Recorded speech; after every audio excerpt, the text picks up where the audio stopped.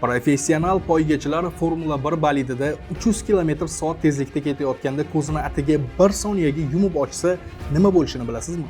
Shu 1 soniya ichida bolid ko'r-ko'rona 80 metrdan ko'proq masofani bosib o'tadi. Burilishlar va raqobatchilar bilan to'la trassada bu deyarli halokat deganidir. Qo'shunda poygachilar qachon ko'zini yumib ochadi?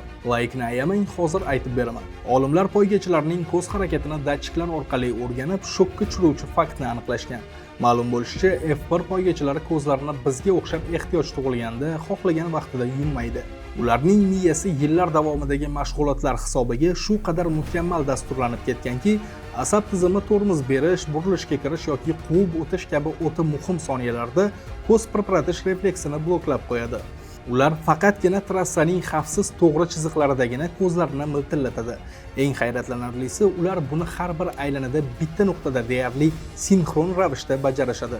Masalan, poygachi trassani 50 marta aylanib chiqsa, uning ko'zi 50 marta ham aynan o'sha bitta xavfsiz joyga kelganda avtomatik ravishda yumib ochiladi. Bunday dahshatli bosim ostida organizmning o'z-o'zini bunchalik aniq boshqarishi Formula 1 poygachilarining haqiqiy professionalligini anglatadi.